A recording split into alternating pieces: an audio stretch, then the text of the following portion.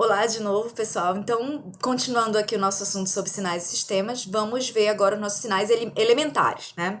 Ou seja, são os sinais que são básicos, né? Aqueles sinais que a gente usa para criar sinais mais complexos, que a gente junta vários tipos de sinais para criar sinais mais complexos. Geralmente são sinais que modelam os sinais físicos que ocorrem na natureza. Então, quais são eles? São os sinais exponenciais, que são sinais base, certo? Os sinais senoidais, a função degrau, a função impulso e a função rampa são esses que a gente vai conhecer agora. Vamos começar pelos sinais exponenciais, né? Um sinal exponencial real, ele é descrito por essa expressão aqui, né? B exponencial de AT. B e A são reais, onde B é a amplitude e A é uma constante de tempo. Se esse A ele for menor que zero, a gente tem um sinal exponencialmente decrescente, que é esse caso aqui. E se esse A for maior que zero, eu tenho um sinal exponencialmente crescente, tá? Então, exemplos aí a gente já até conhece, né? Imagino que você já conheça sinais exponenciais, né? Para o caso discreto é bem parecido, a expressão é assim, né? Não é mais exponencial de AT, é um R de N, né? Em que esse R é uma exponencial de alfa, e na verdade a gente vai medir agora esse R, não mais esse A, né? Se esse R for maior que zero e menor que 1, a gente tem uma exponencial decrescente. Olha aqui o sinal discreto. A exponencial discreta é assim, certo? Um sinal discreto com a forma ali de uma exponencial decrescente. Se esse R ele for maior que 1, eu tenho uma exponencial crescente, tá vendo aqui? Né? E se esse R for menor que zero, eu tenho um sinal exponencial que ele assume sinais mais e menos que se alternam. Seriam mais ou menos assim, ó. Ele seria positivo, aí aqui ele seria negativo, aí aqui positivo, negativo, e ele vai reduzindo. Positivo, negativo, certo? Como se ele fizesse assim, ó. Mais ou menos, tá? É quando o R é menor que zero, tá? É possível que o sinal exponencial tenha valor complexo, né? Que são as minhas exponenciais complexas. Quando B, A ou alfa tenham valores complexos. Quando algum desses valores aqui são complexos, eu tenho um sinal complexo.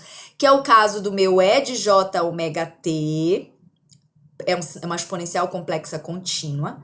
E o meu E de J ômega N é uma exponencial complexa discreta. Guarda isso aqui, porque a gente vai usar muito sinais exponenciais complexos quando a gente for ver transformada de Fourier e série de Fourier, tá? Então, guarda essa informação aí que existe esses sinais que são exponenciais complexos, quando algum desses valores são complexos, tá? A gente tem sinais senoidais, certo? Quando eu digo sinal senoidais, eu estou me referindo tanto a senos quanto cossenos, tá? Então, a versão de tempo contínuo de um sinal senoidal, ela pode ser escrita como, por exemplo, A cosseno de ômega t mais φ. O A vai ser a amplitude desse meu cosseno. O ômega vai ser a frequência desse meu cosseno em radianos por segundo. E φ é o ângulo, a fase, né? Então, aqui a gente tem um exemplo de dois sinais seno e cosseno, tá? O primeiro aqui é um sinal senoidal cosseno, e esse aqui é um sinal senoidal seno, tá? Um senoidal é um exemplo de sinal periódico, certo? Um seno é um sinal periódico, ele se repete com um período t. Esse período t a gente define como 2π sobre ômega, tá? Então, ele se repete ali com o período t, que é 2π sobre ômega, tá? Como é um sinal discreto, né? Lembra lá que o discreto tem o problema do n precisar ser um valor inteiro e tal, ela tem aquela condição, né, para um sinal discreto. Mas como é que a gente define um sinal senoidal discreto? Então, o sinal senoidal discreto é um x de n, A cosseno de ômega, né? É diferente o ômega, a gente usa esse ômega aqui para contínuo, e a gente usa esse ômega aqui para discreto, né? Em vez de t, a minha variável independente é um n. Então, A cosseno de ômega n mais φ. O período de um sinal de tempo discreto, ele é medido em amostras, né? Onde n é esse período, tá? Se eu substituir esse n por um n mais n maiúsculo, né? Eu tenho aqui, ó, onde era n eu botar n mais m, eu vou ter ômega de n minúsculo mais ômega de n maiúsculo mais φ, tá? Porque é o caso de um sinal que é periódico, né? Que eu garanto, quando eu faço essa substituição aqui, eu garanto que o sinal ele é periódico, né? Para que essa condição de periodicidade ela seja satisfeita, ou seja, para que esse seno e esse cosseno sejam periódicos, eu tenho que garantir isso aqui. Eu tenho que garantir que o meu ômega n seja igual a 2πm, em que m tem que ser um valor inteiro positivo, tá? Eu tenho que garantir que isso aqui é racional, ou seja, que ômega sobre 2π seja igual a m, que tem que ser um valor inteiro positivo, sobre o período n, tá? Porque, assim, diferentemente dos sinais senoidais de tempo contínuo, nem todos os sistemas, os sinais senoidais de tempo discreto, com valores qualquer arbitrários de ômega, são periódicos. Para que ele seja periódico, isso aqui precisa ser verdadeiro, ou seja, o ômega tem que ser múltiplo na forma da razão de 2π, tá? Ele tem essa condição, então nem todos são periódicos. O contínuo todos são, seno e cosseno sempre vai ser periódico. No discreto nem todo, a não ser que o ômega seja múltiplo na forma de razão de 2π, tá? Então aqui eu tenho um exemplo, ó, um exemplo de um sinal senoidal. Esse aqui é um seno discreto, né? Se você imaginar aqui o seno, certo? Ele é um seno discreto, tá? A gente vai fazer um exemplozinho aí sobre sinais senoidais. Existe uma relação entre um sinal que é senoidal e um sinal exponencial complexo, né? É justamente pela relação da identidade de Euler, né? Que a gente sabe que uma exponencial complexa, de jθ, por exemplo, ela vai ser igual a cosseno de θ mais j seno θ, tá? Esse resultado indica que podemos expressar o sinal senoidal de tempo contínuo como a parte real do sinal exponencial complexo, B é de jω, em que B, jωt, em que B é uma quantidade complexa, certo? Então, se eu tiver aqui B de E de jωt e eu disser que B é uma quantidade complexa, né?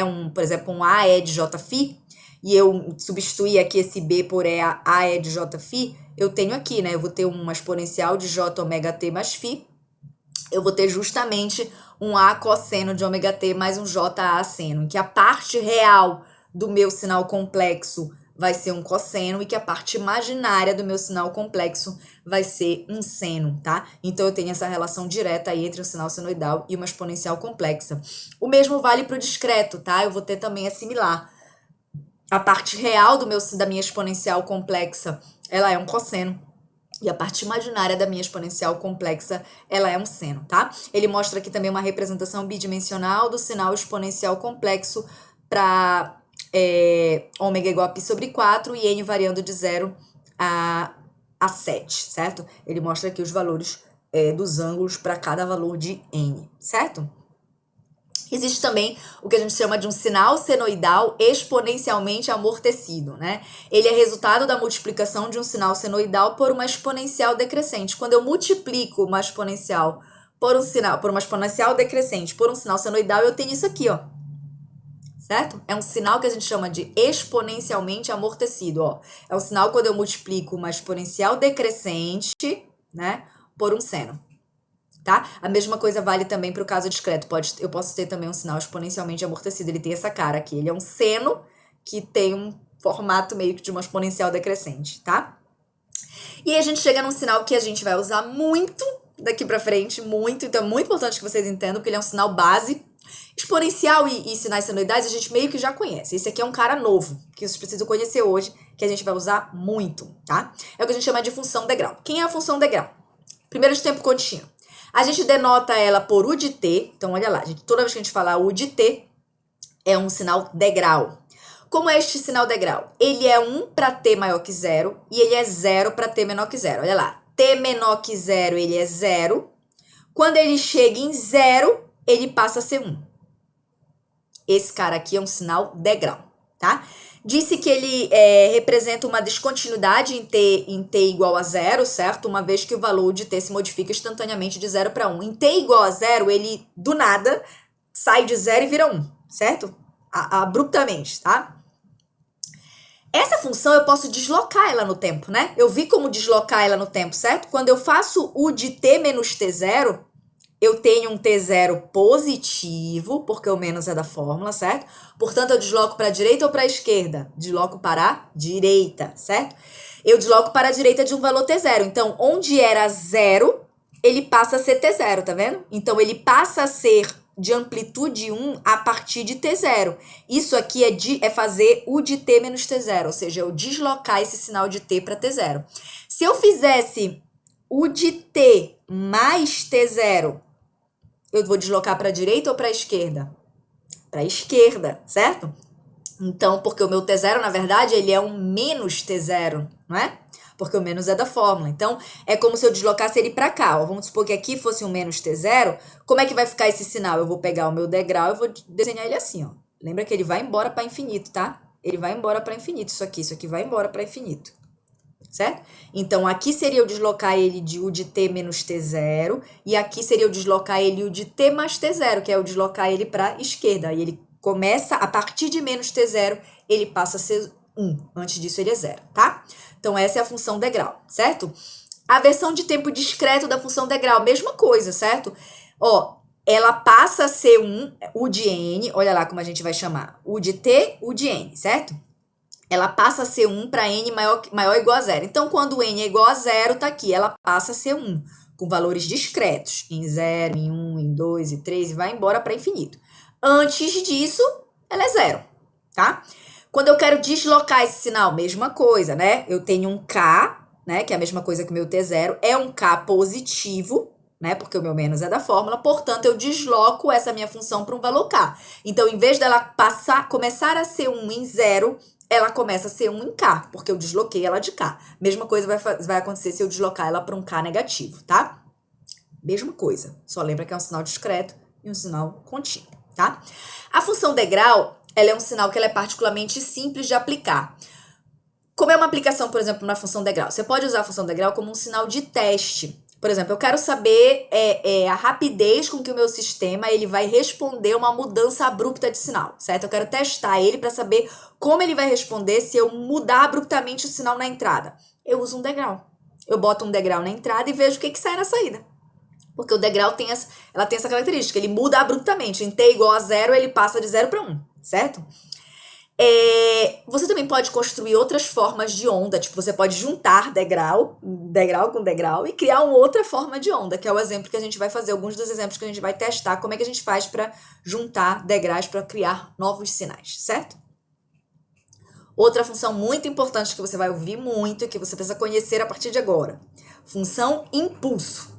Não é pulso, é impulso.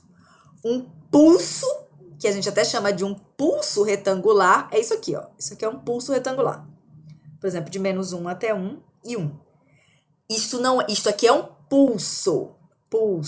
Pulso retangular. Isto aqui é um impulso, tá? Não função impulso. Então, vamos ver a primeira versão de tempo contínuo. Impulso, a gente vai chamar assim, ó, delta de t, tá? Delta de t, a gente está falando de uma função impulso no tempo contínuo, certo? O impulso, ele tem algumas relações. O impulso de t, ele é 0 em qualquer lugar, exceto na origem, onde ele é indefinido. Então, a gente vai ver já como é que a gente denota um impulso, mas é assim. Em qualquer lugar, ele é 0. Na origem, ou seja, em t igual a 0, ele é indefinido, que a gente chama, tá? Porque ele tem uma característica um pouco diferente. A área do impulso, ela é unitária. Então, ou seja, se eu integrar o meu impulso de menos infinito a infinito, dá 1. O impulso, ele é também chamado de função delta de Dirac, certo? Você vai ouvir aí falar de função delta de Dirac. Outra coisa é que o impulso, ele é a derivada do degrau. Se eu derivar este sinal aqui, ó, eu tenho um impulso. E, portanto, se eu integrar o impulso, eu tenho um degrau, certo? Então, ou seja, ó, tá vendo? Se eu integrar o meu impulso, eu tenho um degrau. E se eu derivar o meu degrau, eu tenho um impulso, tá? Então, guarda essa informação aí, né? O que é o impulso? Tá aqui, ó. Isso aqui é uma função impulso, tá vendo? Em 0, a gente fora de 0 ela não existe, ou seja, ela é 0. E em 0 ela é aqui isso aqui é um impulso, que vai ter uma amplitude A, certo? Portanto, é por isso que eles chamam, ó, A impulso de T, certo? Se eu disser que é só impulso de T, quer dizer que essa minha amplitude aqui ela é igual a 1. Mas pode ser um 2 impulso de T. Um 2 impulso de T é uma seta com uma amplitude 2, tá? Uma maneira de visualizar o impulso é vê-la como a forma limite de um pulso retangular. Ou seja, pulso retangular, que é esse cara aqui, ó. Vamos imaginar aqui, tá aqui um pulso retangular, que ele tem uma área 1, certo? E ele tem um período, uma duração. Ele vai de menos t sobre 2 a t sobre 2. Se eu diminuir essa duração, mas aumentar a área e continuar fazendo isso, diminuir a duração e aumentar a área, eu acabo chegando no final nisso aqui. Eu acabo saindo daqui e chegando nisso, que é o que eu chamo de impulso. Então, é assim que é criado o impulso, certo? Ele vem de um pulso retangular, que você vai diminuindo a duração e aumentando a amplitude, até ele chegar aí nesse sinal. Por isso que a gente pode dizer também, que a gente pode generalizar e dizer que se a gente disser que G de T é um pulso retangular, ou seja, esse carinha aqui de baixo, eu posso dizer que o impulso ele vai ser o limite de T tendendo a zero, ou seja, quando a duração, eu estou tentando diminuir a duração e aumentando a amplitude, diminuir a duração e aumentando a amplitude. Então eu estou tentando fazer com que a minha duração, com que o meu T tenda para zero. Né? Então, eu digo que o meu impulso de T ele é o limite de T tendendo a zero da minha função pulso retangular. Ou seja, quando eu tento que esse cara aqui tenha a minha duração tendendo para zero, certo? Eu tenho um impulso. Então, eu posso definir o impulso como sendo assim, ele vindo de um pulso retangular, tá? Algumas propriedades do impulso. O impulso ele é uma função par, ou seja, o impulso de T é igual ao impulso de menos T. Quando eu vou escalar um impulso é um pouquinho diferente, certo? Quando eu faço A de T, ou seja, eu quero escalar a variável independente, não é a mesma coisa que botar o A aqui na frente, certo? Impulso de A de T vai virar 1 sobre A impulso de T, certo? Eu posso multiplicar. Quando eu multiplico o impulso por uma função qualquer x de T, o que acontece, certo? Olha lá, se eu tenho uma função aqui, vamos supor que eu tenho uma função aqui, certo? Essa função aqui, ela é assim, pronto. O que acontece quando eu multiplico esta função por um impulso que ele só existe em zero? Se ele só existe em zero, quando eu multiplico esse cara aqui, nada dessa função que não seja o valor dela em zero vai dar zero, porque é multiplicar qualquer coisa aqui por zero. Qualquer coisa aqui por zero, a não ser este valor. Então, quando eu multiplico o impulso por uma função, eu tenho o valor da função multiplicada por impulso, porque o resultado, vamos supor que aqui seja um 3, certo? Aqui seja qualquer outro valor. E aqui seja 1. Quando eu multiplico esse cara por esse cara, o que vai me resultar? Vai me resultar um impulso com amplitude 3, certo? Porque qualquer coisa fora disso vai ser zero multiplicado por função, que vai dar zero. Então, eu vou ter o valor da minha função em zero, que é 3, vezes o meu impulso de T.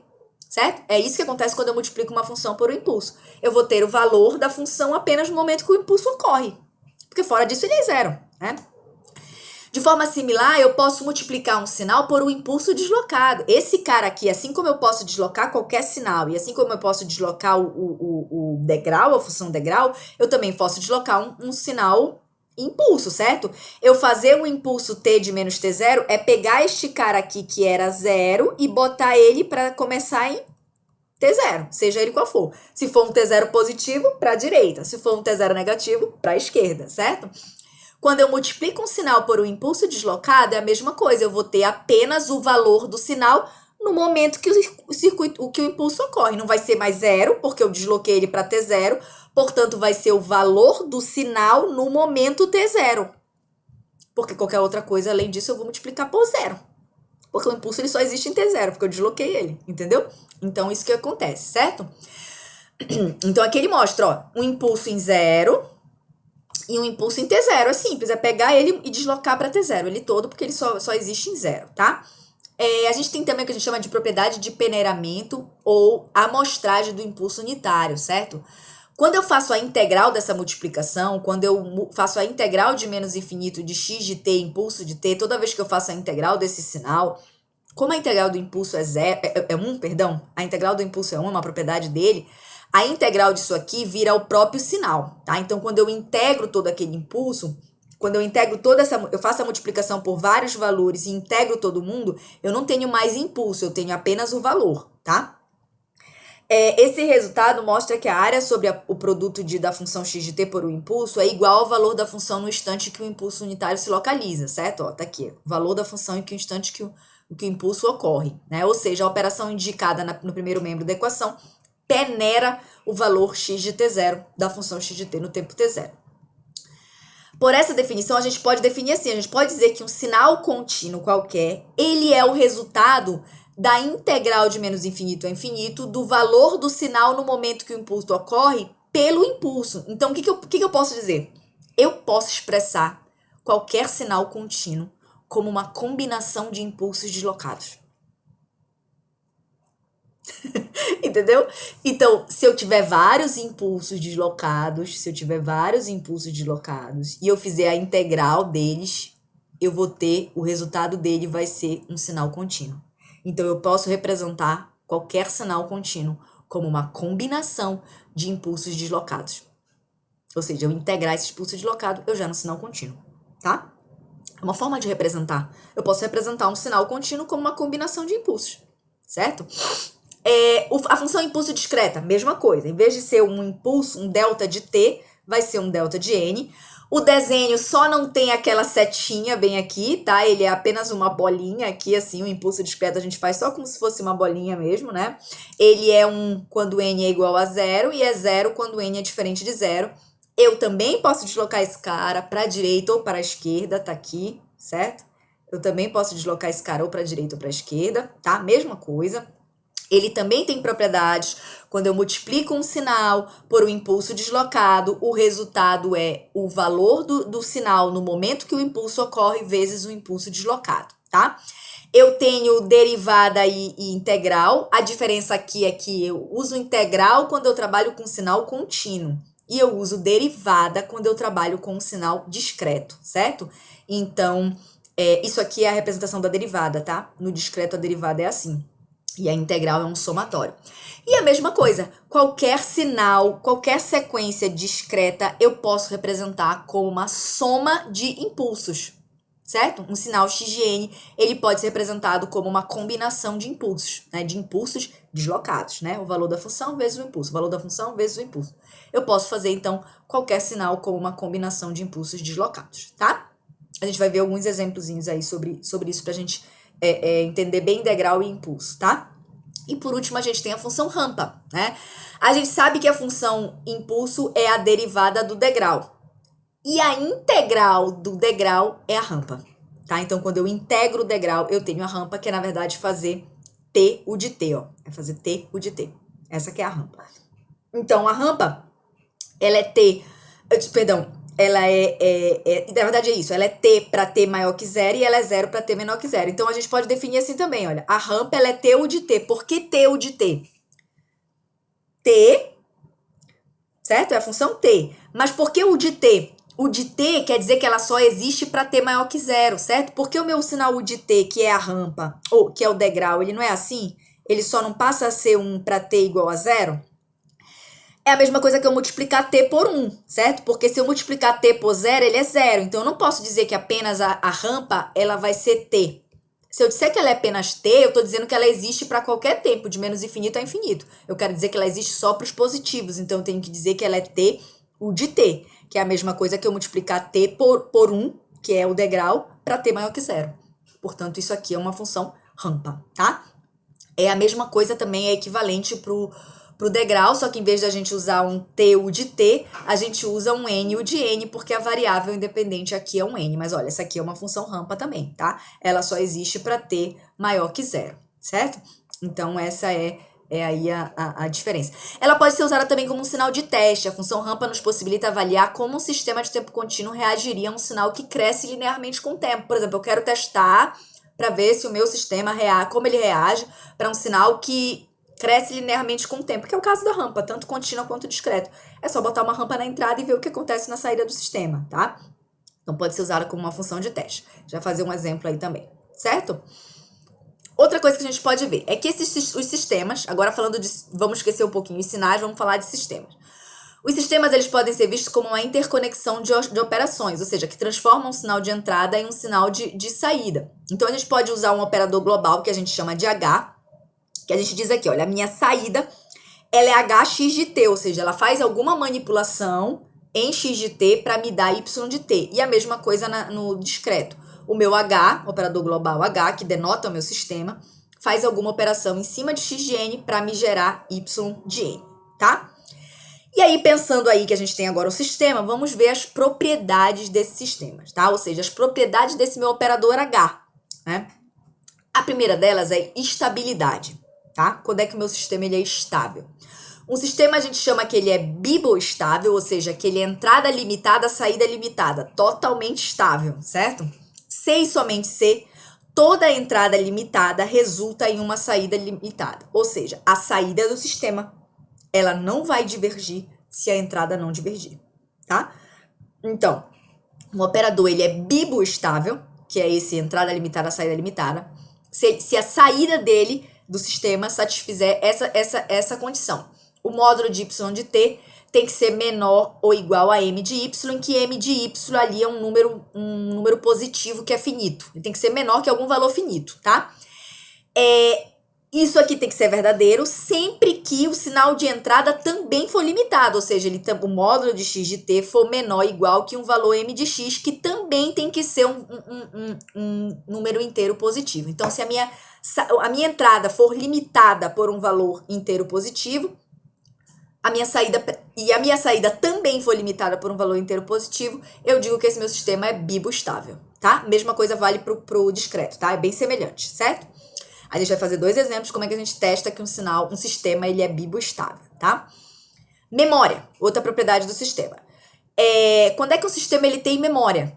Né? Quando a saída ela depende de um valor passado do sinal de entrada, tá? E essa extensão temporal de valores passados define o quão longe na memória do sistema se estende no passado. Então, em contrapartida, disse que o sistema ele é sem memória, quando o sinal de saída ele não depende de valores passados, portanto, ele só depende de valores presentes do sinal de entrada, né?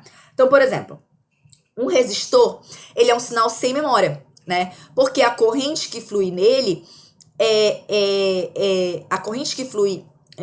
nele, y de t, em resposta à tensão aplicada, é definida por 1 sobre RV de t. Ele não depende de valores passados da tensão para definir a corrente, e vice-versa. Então, ele é um sistema sem memória. Resistor é um sistema sem memória, tá? Agora, o indutor, ele é um sistema que tem memória. Porque a corrente, como é que eu defino a corrente que passa no indutor? A corrente que passa no indutor é 1 sobre a indutância da integral da tensão. Da integral da tensão, olha lá, que vai de menos infinito a t. Então, para eu encontrar a saída desse meu sistema, que vai ser a corrente, eu dependo de valores passados de tensão, de valores passados da entrada. Então, ele é um sistema com memória, tá? Que é justamente aqui que ele fala aqui, tá? No discreto, como é que eu sei? O sistema discreto, descrito pela equação abaixo, tem memória. Por quê? Porque, olha só, x de n, y de n, ele depende de x de n. X de n é presente, certo? Só que x de n menos 1 é passado. Por quê? Olha lá, se eu fizer o meu n ser igual a 0, se n for igual a 0, eu tenho x de n, x de menos 1, certo? Se eu fizer o meu n ser igual a 2, eu tenho x de 1, porque vai ser 2 menos 1, certo? Ou seja, eu dependo sempre do valor passado, ó. Se o meu n é 0, eu dependo do meu valor x de 1. Se o meu n é 2, eu dependo do meu valor x de 1. Então, isso aqui é passado. Se isso aqui é passado, esse sistema aqui, ele tem memória, certo? Esse cara aqui agora, um y de n que é igual a x ao quadrado de n. Eu só dependo do presente. Se eu só dependo do presente, certo? Ele é um sistema sem memória, tá? Causalidade, né? Quando é que o sistema é causal? O sistema é causal se o valor atual do sinal de saída depende somente do presente ou do passado. Não pode depender do futuro, tá? Se ele depender de valores futuros, ele é um sistema não causal. Então, por exemplo, esse cara aqui, ele é causal. Ele depende do presente, do passado e do passado. Ok, causal. Esse cara aqui depende do presente, depende do passado e depende do futuro. Se o meu n for igual a 0, o meu x vai ser igual a 1, porque vai ser 0 mais 1. Se o meu n for igual a 1, o meu x vai ser igual a 2, porque vai ser 1 mais 1, que vai ser 2. Então, eu dependo do futuro. Se eu dependo do futuro, ele não é causal, tá?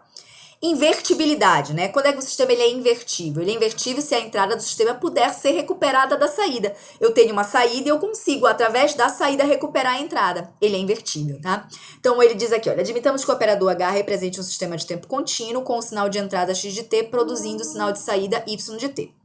Admitamos que o sinal de saída y de t seja aplicado a um segundo sistema representado pelo operador H de menos 1. H de menos 1 é o que indica o inverso, tá? Então, eu tenho um sinal aqui, certo? Ele passa por um sinal, tem Y. Se eu passar esse sinal de novo pelo inverso do sinal, eu encontro X. Se eu consigo fazer isso daqui, ele é um sinal inversível. Ele é invertível, tá? fazer isso aqui geralmente é muito difícil, tá? Encontrar o inverso, porque você encontrar o inverso do sistema, você ter um sistema e encontrar o inverso dele, que é o h de menos 1, geralmente é bem complicado, tá?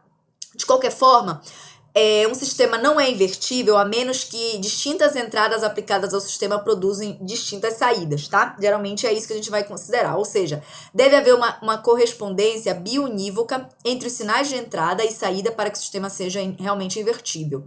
Que é o exemplo aqui, ó, o sinal de tempo contínuo y de t 2xt, eu sei fácil determinar o inverso dele, né? O sistema inverso vai ser 1 sobre 2y. Então, se eu multiplicar esse cara aqui, ter isso, e depois multiplicar de novo pelo inverso dele, que é bem simples, eu tenho a entrada de volta, tá? Então, ele é invertível, é bem simples, né? Porque eu consigo fazer um sistema, fazer o inverso dele, porque ele é um sistema, porque isso aqui seria um sistema bem simples, né? Não é sempre assim. Quando o sinal é não invertível, por exemplo, quando eu tenho y de n que é igual a zero, porque ele produz zero para qualquer entrada. Não importa qual seja a entrada x de n, ele vai ser sempre zero. Então, eu não consigo recuperar a entrada através da saída. Então, ele não é invertível, tá? Esse cara aqui, que a minha saída é x ao quadrado de t, também não consigo determinar. Quando eu não consigo de cara determinar quem é a minha entrada a partir daquele sinal, ou seja, eu não consigo obter o inverso daquele sistema, ele não é invertível, tá? Geralmente é assim. Invariância no tempo, né? O sistema ele é invariante no tempo se o deslocamento no tempo do sinal de entrada resulta em um deslocamento idêntico na saída. Se eu deslocar a entrada e na saída eu tiver o mesmo deslocamento, ele é invariante no tempo, não teve variação nenhuma, certo? Ou seja, se y de n é a saída de um sistema invariante no tempo e de tempo discreto quando x de n é a entrada, então y de n menos m é a saída quando y de n menos m é a entrada. Então, ó, se isso aqui é eu desloquei a minha entrada e eu obtive o mesmo deslocamento na saída, ele é invariante no tempo. A mesma coisa com o contínuo. Se eu desloquei a minha entrada de um valor t0 e eu obtive o mesmo deslocamento na saída, ele é invariante no tempo, tá? A gente vai ver um exemplo aí para ver isso daí. E por último, a propriedade de linearidade, né? É a mais simples, na verdade. É que um sistema ele é linear se ele satisfizer o princípio da superposição, ou seja, se uma entrada consiste da soma ponderada de diversos sinais, então a saída é a superposição, ou seja, a soma ponderada das respostas do sistema a cada entrada. Ou seja, x, se eu tiver ele tem que satisfazer a propriedade de aditividade e homogeneidade, certo? Se eu tenho dois sinais x1 e x2, tá? E se eu estou somando ele fazendo x1 de t mais x2 de t, e na saída do meu sistema eu tenho um y1 de t e um y2 de t, ele é linear, certo? Ele satisfez a propriedade da aditividade. E também a propriedade da homogeneidade. Se eu multiplicar esse sinal por x de 1 e na saída eu também tiver esse sinal multiplicado por y de 1, eu satisfaço aí a propriedade da linearidade. Então, olha, no tempo contínuo, se eu tiver ax de 1 de t mais bx de 2 de t, e na saída eu tiver ay1 de t mais by de 2 de t, linear, certo? Mesma coisa para o discreto. Ax1 mais bx2 é igual a ay1 mais by2, linear também, tá? E a gente vai fazer aí dois exemplos também pra gente testar, e um exemplo final que é para testar como é que a gente pega um sinal e define se ele é sem memória, invariante no tempo, invertível, linear, enfim, todas as propriedades, tá? Então é esse exemplo aí que a gente vai fazer, certo? Então a gente fica por aqui sobre sinais e sistemas, a gente se vê na aula síncrona para resolver os sistemas ou para resolver os exercícios, e até a próxima.